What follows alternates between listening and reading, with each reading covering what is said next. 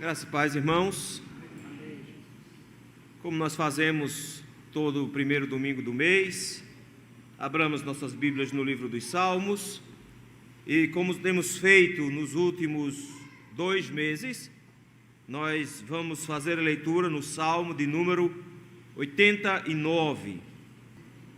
Nós faremos a leitura do versículo de número 38 ao versículo de número 52. Salmo 89, versículo 38 em diante, nos diz assim: Tu, porém, o repudiastes e o rejeitaste, e te indignaste contra o teu ungido. Aborreceste a aliança com o teu servo, profanaste-lhe a coroa, arrojando-a para a terra. Arrasaste os seus muros todos, reduzistes à ruína as suas fortificações. Despojaram-no todos os que passam, despojam-no todos os que passam pelo caminho, e os vizinhos o escarnecem. Exaltaste a destra dos teus adversários e deste regozijo a todos os seus inimigos. Também viraste o fio da sua espada e não o sustentaste na batalha. Fizeste cessar o seu esplendor e deitaste por terra o seu trono. Abreviaste os dias de sua mocidade e o cobriste de ignomínia. Até quando, Senhor? Esconder-te-ás para sempre? Arderá a tua ira como fogo? Lembra-te de como é breve a minha existência, pois criarias em vão todos os filhos dos homens?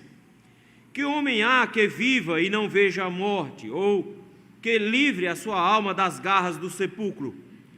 Que é feito, Senhor, das tuas benignidades de outrora, juradas a Davi por tua fidelidade? Lembra-te, Senhor, do opróbrio dos teus servos, e de como trago no peito a injúria de muitos povos, com que, Senhor, os teus inimigos têm vilipendiado, sim, vilipendiado os passos do teu ungido. Bendito seja o Senhor para sempre. Amém e amém. Vamos orar? Deus Santo, bendito e eterno, graças te rendemos, Senhor, pelo privilégio imenso que temos de ter a Tua palavra em nossas mãos. Senhor, que bom, meu Pai, é nos debruçarmos sobre ela e buscarmos, meu Deus, da Tua parte o entendimento dela.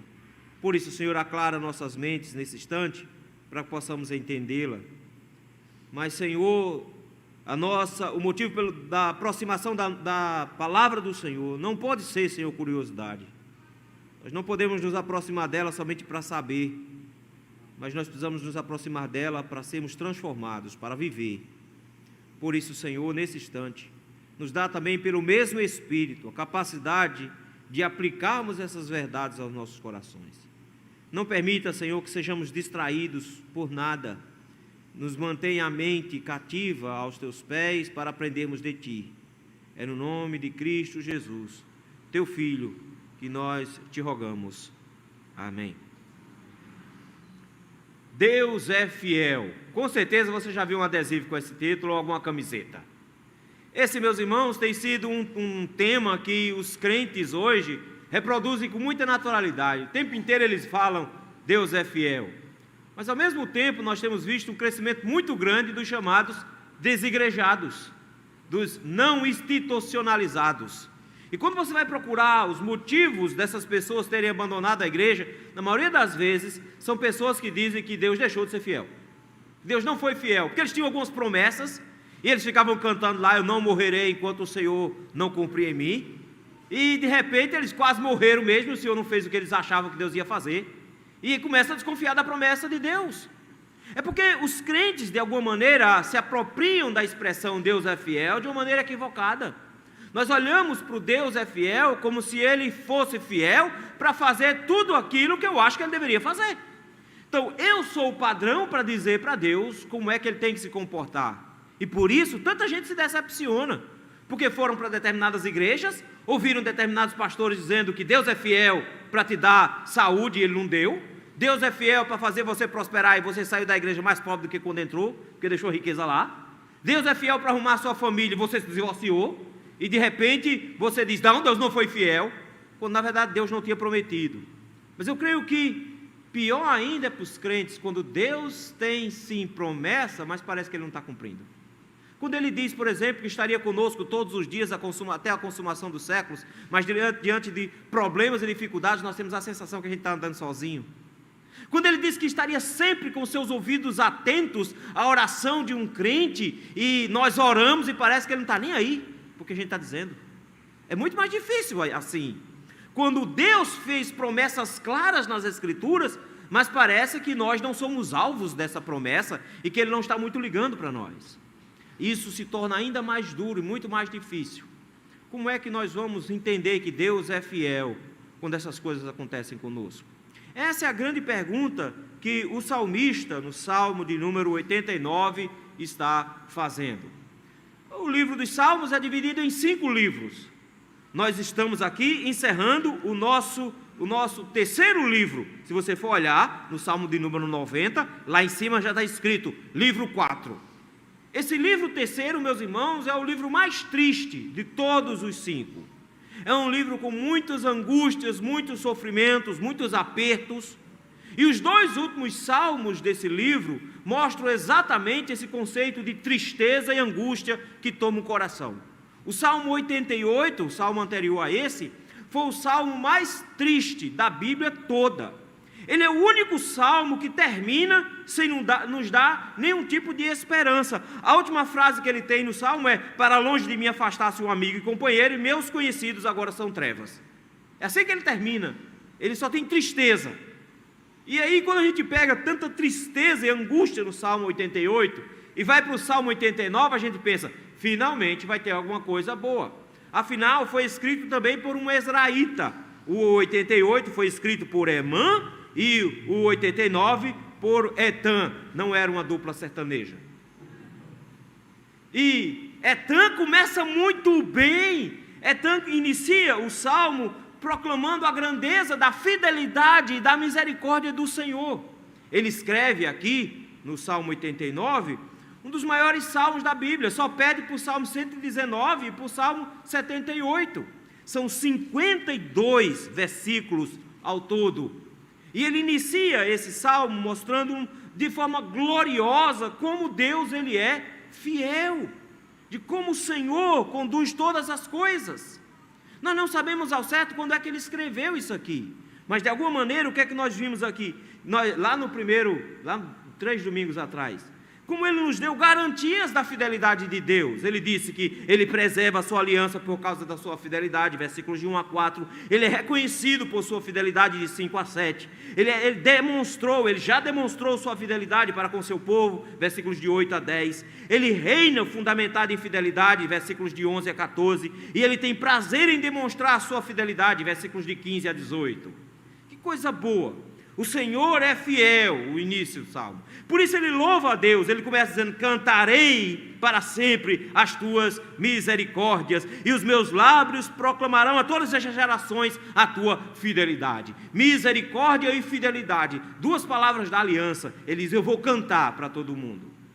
Do nada, ele inicia a partir do versículo de número 19, uma lembrança, lembrando as promessas da aliança, em especial as promessas feitas a Davi, versículos de 19 a 21, haveria um rei escolhido, de 22 a 27, haveria um rei exaltado, de 28 a 37, haveria um rei eterno, promessas feitas a Davi.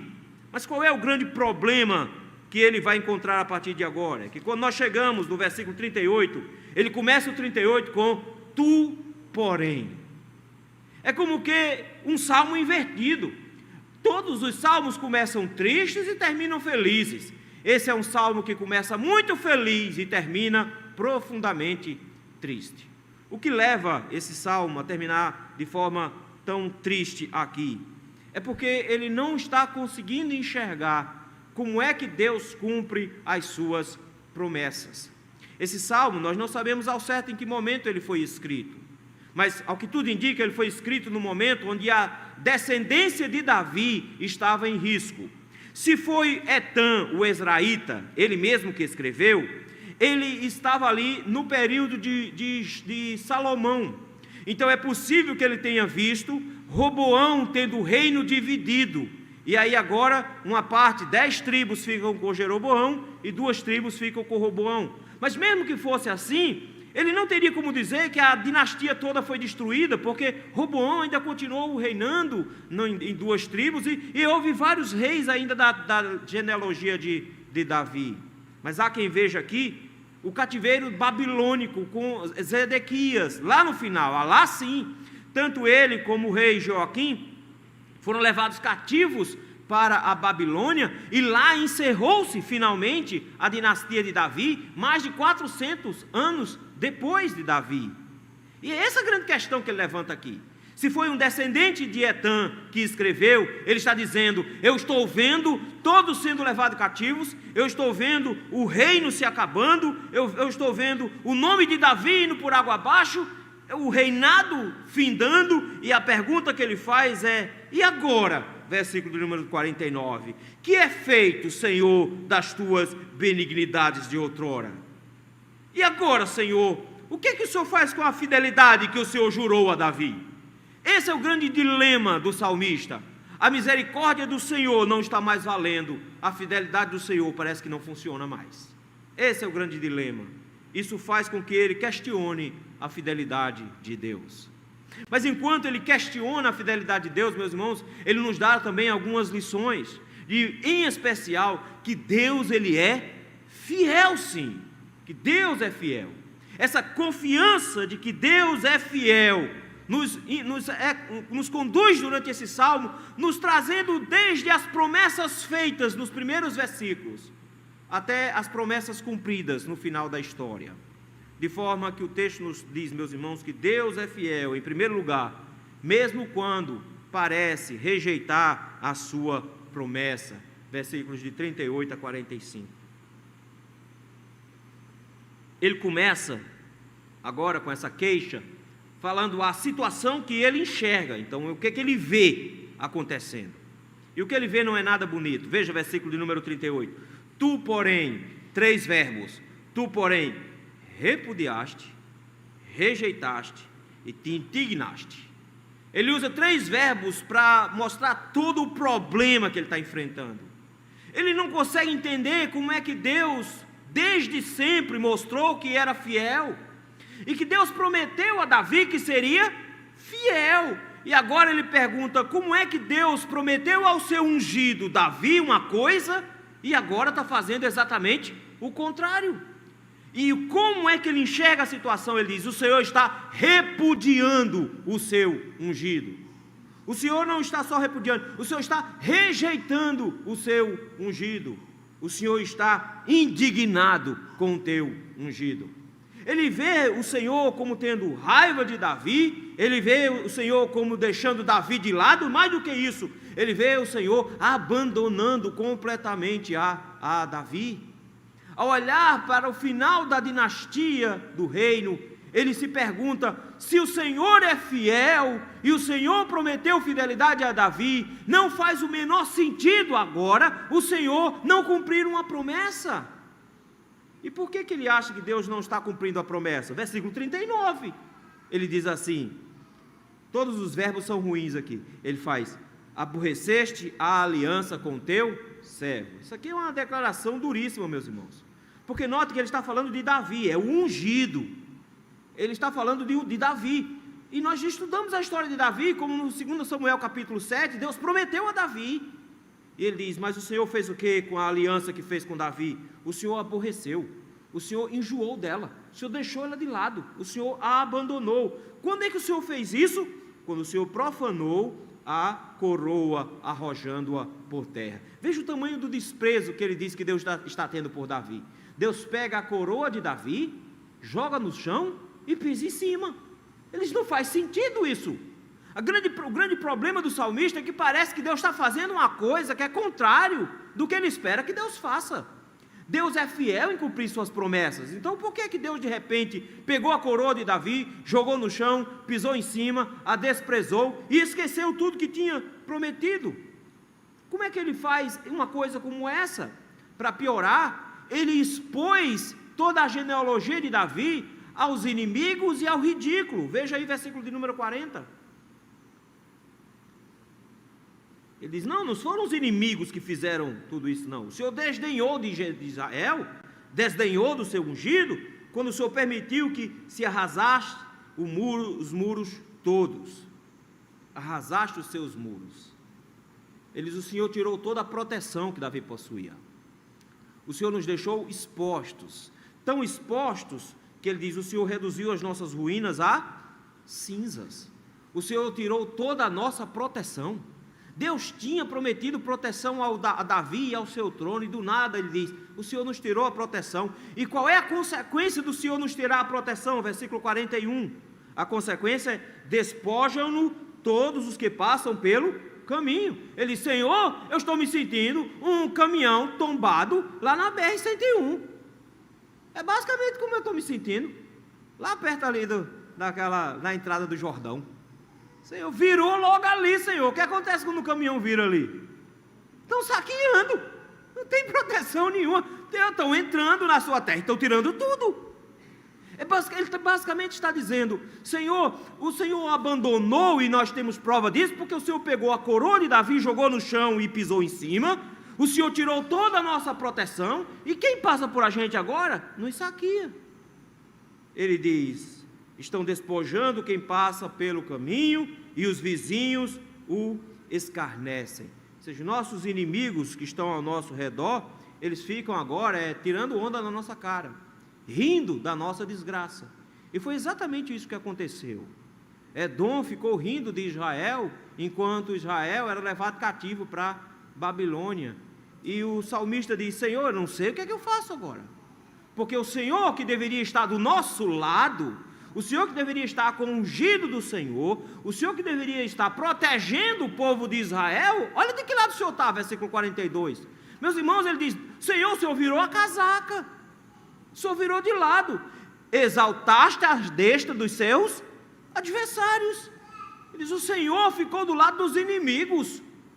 Ele lembra de que nenhum inimigo viria atacar Israel e o derrotaria sem que Deus deixasse, porque nenhum ato de inimigo contra o povo de Deus prevalece sem que Deus permita. Ele diz, mas o que o Senhor fez? O Senhor mudou de lado, ficou do lado dos adversários, eles entraram aqui para nos destruir, e pior, deste regozijo a todos os seus inimigos. O Senhor os alegrou com a nossa destruição.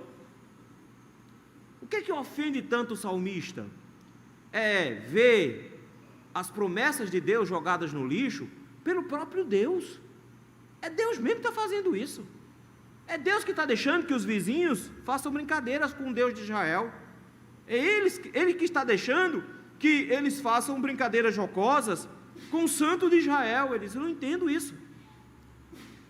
Porque a gente podia até tentar se defender, Senhor. A gente podia até tentar ir para cima.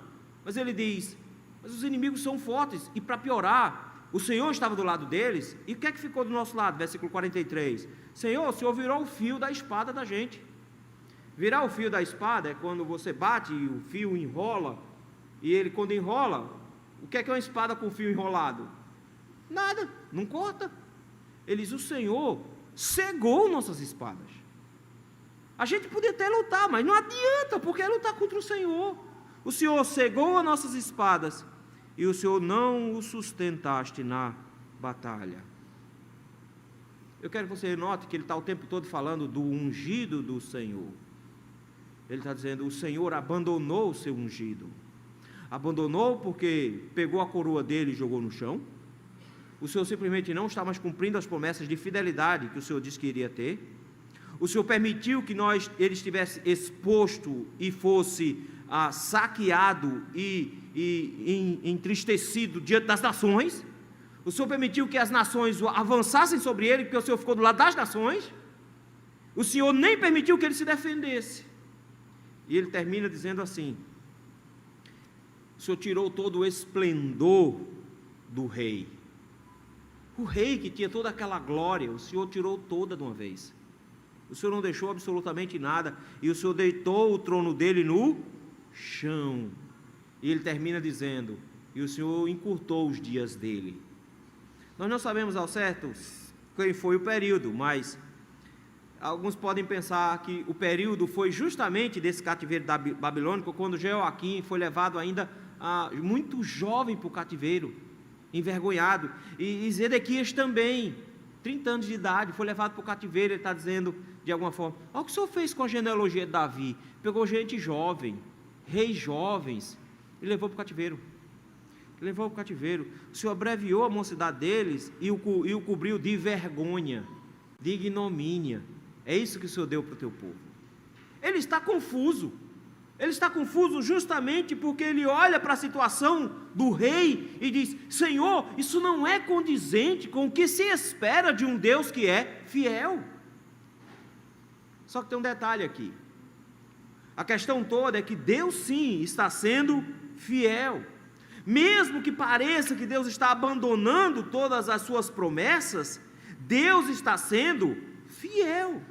Porque Deus tinha dito desde o início lá de Deuteronômio que se o povo fosse fiel e andasse nos caminhos dele, ele iria cumprir todas as suas promessas, estaria ao lado do povo, ninguém os enfrentaria, que o Senhor iria protegê-los, iria suprir todas as suas necessidades. Mas caso o povo abandonasse o Senhor, ele enviaria seca, enviaria inimigos. Mas caso o povo continuasse duro ainda, ele levaria o povo todo escravo, cativo, inclusive o rei. Ele tinha dito isso. Davi alertou Salomão, nós vimos isso hoje de manhã. Davi alertou a Salomão de que: meu filho, ande e guarde os preceitos do Senhor e ande nos caminhos do Senhor, porque senão o reino vai por água abaixo. E tem mais, Deus disse que eu sempre teria um herdeiro no trono se eles permanecessem fiéis. O que é que o salmista está esquecendo? De que Deus está sendo fiel à sua aliança, porque a sua aliança tinha promessas e sua aliança também tinha ameaças. E Deus está dizendo que Ele está cumprindo o seu papel.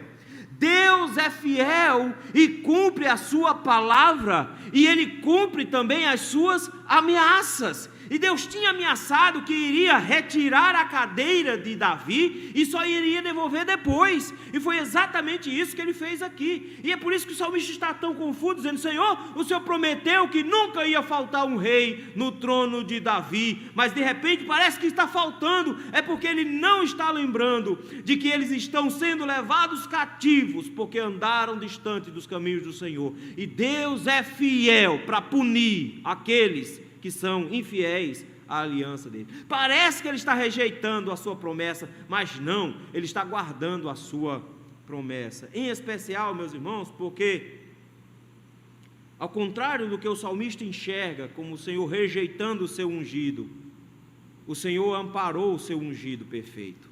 Mas foi assim que nós enxergamos Cristo na cruz. Pode prestar atenção.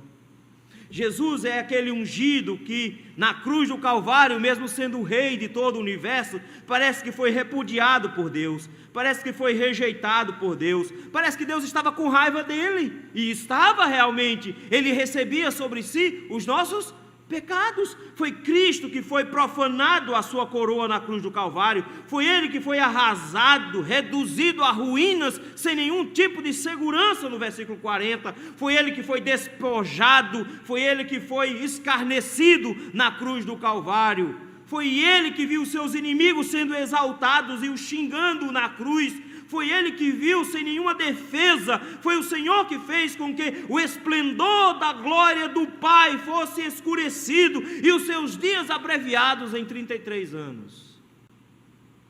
O que o salmista mostra, na verdade, é uma coisa que nós vamos ver da fidelidade de Deus. Deus é fiel e trouxe para o trono de Davi o seu ungido verdadeiro, e esse ungido verdadeiro também passou por humilhações terríveis, mas ele passou por humilhações terríveis para que eu e você pudéssemos ter esperança e lembrar dizendo: não era uma questão de Israel sendo levado para o cativeiro, mas era de Israel sendo tirado do cativeiro por um rei que estava sendo massacrado na cruz do Calvário. Parecia que Deus estava agindo com crueldade e com infidelidade, quando na verdade Ele estava sendo fiel, Ele estava caminhando em fidelidade. Cristo recebe sobre si a ira divina sem nenhuma culpa. Ele não pecou, ao contrário dos filhos de Davi, mas o ungido cumpriu a aliança e mostrou que Deus é fiel, mesmo quando parece rejeitar as suas promessas. Em segundo lugar, meus irmãos, Deus é fiel, mesmo quando parece demorar em cumprir a sua promessa. Versículo de número 46 em diante. Ele começa com uma expressão que a gente tem medo de falar, mas ele não tem problema nenhum com isso. Ele pergunta: Senhor, até quando? Até quando? Isso parece uma coisa ruim, mas não é tão ruim assim.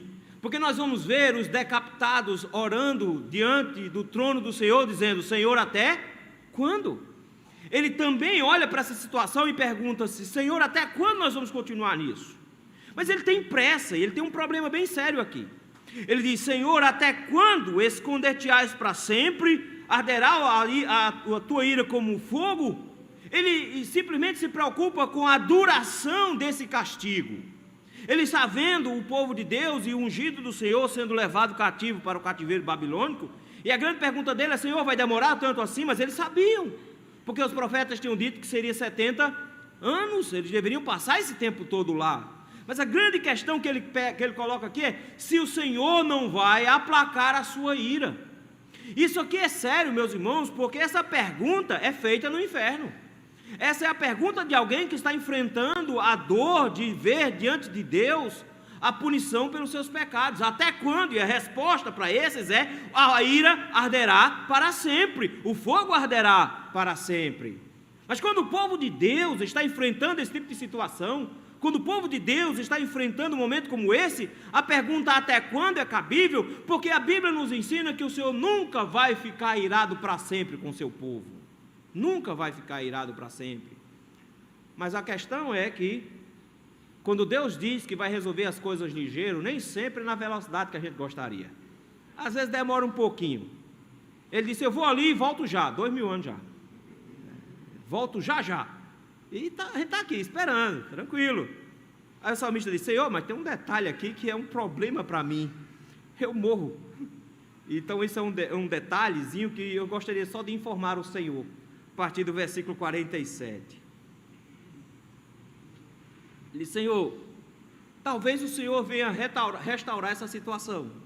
Mas, Senhor, eu queria só lembrá-lo que a minha vida é breve. A minha existência é breve. Senhor, é curtinha. E qual é o problema em ter uma vida curta? Ele diz: Senhor, não faz sentido o Senhor criar os homens, dando a eles uma vida curta, e durante a sua vida curta, nunca manifestar a sua graça, a sua misericórdia e sua fidelidade. Não faz sentido, pois criastes em vão os filhos dos homens. Ele diz: Senhor, eu vou passar a minha vida inteira e não vou ver sua graça, vou passar a minha vida inteira e não vou ver a sua misericórdia. Não faz sentido o Senhor criar homens assim, porque o nosso fim, Senhor, é ligeiro. O Senhor é eterno. Mas olha a gente, versículo de número 48. Que homem há que viva e não veja a morte? Todos nós, meus irmãos. Eu sei que a gente não gosta de pensar nisso, mas adivinha, está todo mundo na fila. E você pode estar pensando que os velhinhos eu botei lá na frente. Não entra nessa não, meu irmão. Porque não é uma questão de idade. Nós não sabemos qual é a ficha. Cada um está com a sua ficha na mão. Você não sabe qual é a próxima ficha que vai ser chamada. Ele diz: todos nós estamos na fila. Qual é a única certeza que a gente tem? Vamos morrer. Essa é a certeza. Ele diz: por quê? Porque não há homem que não morra, ou que livre a sua alma das garras do sepulcro. Pode tentar dar uma enrolada, mas não tem jeito não. Pode virar vegano, parar de comer carne, fazer exercício todo dia. Não tem jeito. Não tem jeito. Você pode fazer o que você quiser, mas vai chegar uma hora que ela te pega, que a morte te pega. O salmista diz: Senhor, eu só queria informar isso, e eu vou morrer. Mas qual é o problema em eu morrer? Eu vou morrer sem ver o que o Senhor vai fazer? Versículo de número 49 é o grande cerne da pergunta dele.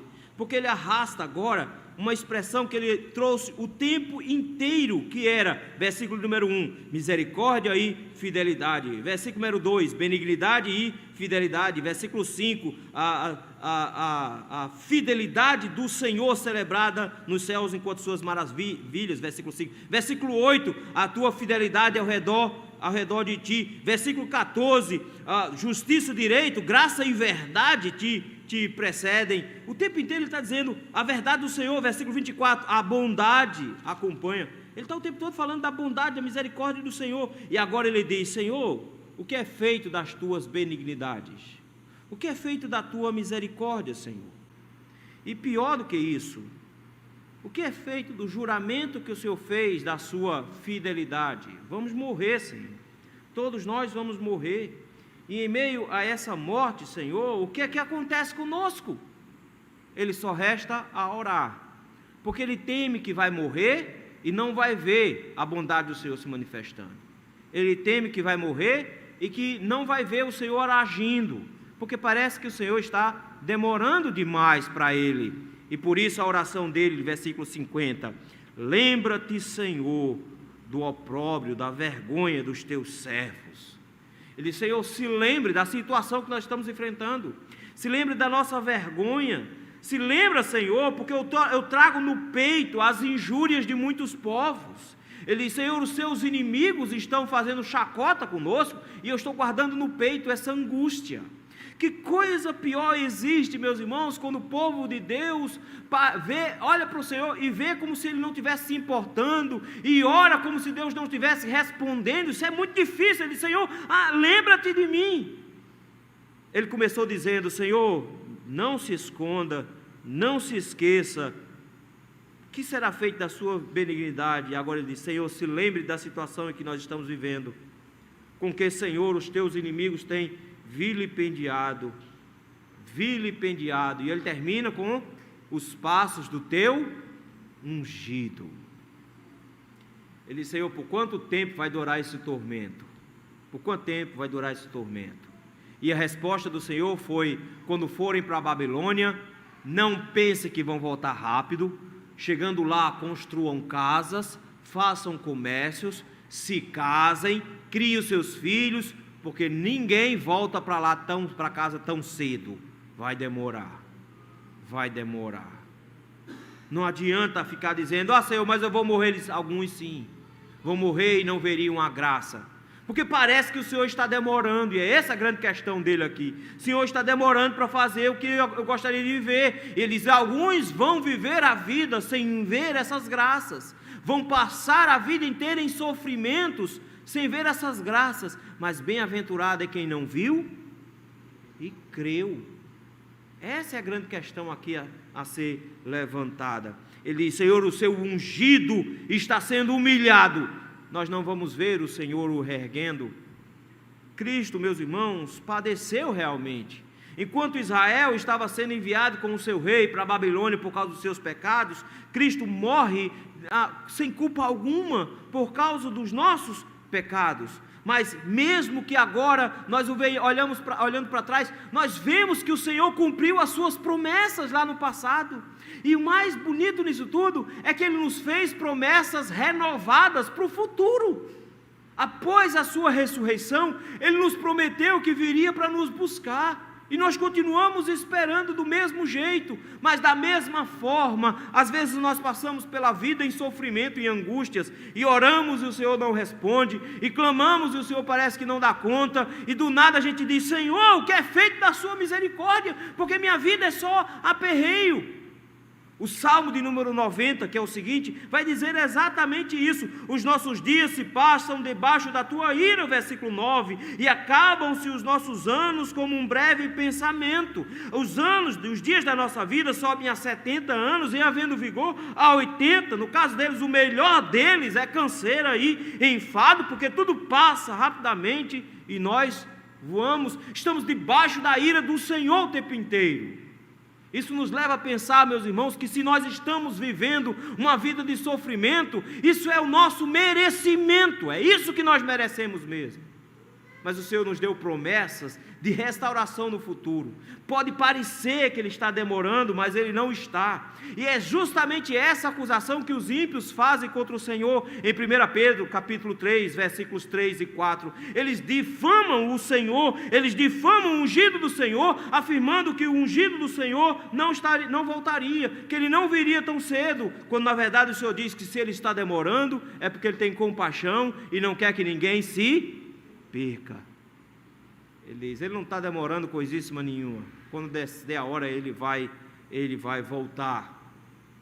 E aí então o salmista termina de uma maneira bem diferente, porque ele vem com só sofrimento, diz, Senhor, e agora o Senhor ainda está demorando, e o que vai acontecer? O seu ungido vai continuar envergonhado? E do nada ele faz, bendito seja o Senhor para sempre. Do nada. Isso aqui, meus irmãos, não é o fechamento do salmo, isso aqui não é o fechamento do salmo, isso aqui na verdade é o fechamento do livro. Todos os livros terminam assim. Se você for para o Salmo 41, versículo de número 13, você vai ver o fechamento do primeiro livro, e olha como é que ele termina: bendito seja o Senhor, Deus de Israel, de eternidade a eternidade, e aí, amém e amém. Se você for para o Salmo 72, versículo 18, olha lá como é que ele termina, 18, bendito seja o Senhor, Deus de Israel, que só Ele opera prodígios, bendito para sempre o seu glorioso nome, e a sua glória se encha toda a terra, amém e amém. E como é que ele termina agora? Não importa qual seja a minha percepção, se o Senhor está demorando, não importa o tamanho de tristeza, porque o livro 3 termina, estamos todos tristes, estamos vivendo nesse mundo numa expectativa de uma volta que ainda não chegou. Como é que a gente termina? Ele diz, bendito seja o Senhor. E o que é que a igreja diz? Amém e amém. Ele diz, não faz diferença. Nós temos um Deus que é fiel, fiel às suas promessas. E mesmo que demore, a gente continua se agarrando a ela. Ele encerra o seu salmo nos lembrando que toda tristeza que o povo de Deus é obrigado a enfrentar se esvai diante da promessa que Ele tem para receber. Deus é fiel, meus irmãos, em meio às suas promessas, mesmo quando nós falhamos. Deus é fiel às suas promessas, mesmo que pareça demorar em cumpri-las. Isso nos traz algumas lições quanto ao texto. Em primeiro lugar, nós precisamos nos lembrar, meus queridos, de que o Senhor, Ele é fiel, e isso não é uma palavrinha para você ficar simplesmente recitando, mas Ele é fiel no fato de que Ele cumpre suas promessas e as suas ameaças, e nós precisamos urgentemente nos lembrar disso, de que o Senhor nos ampara em todo o tempo, e que precisamos continuar confiando nele, mesmo quando parece que tudo está dando errado. Por isso, meninada, a moçada mais nova aqui, não pense que teus pais não te amam quando você toma aquela baita de uma bronca e até mesmo uma lapada.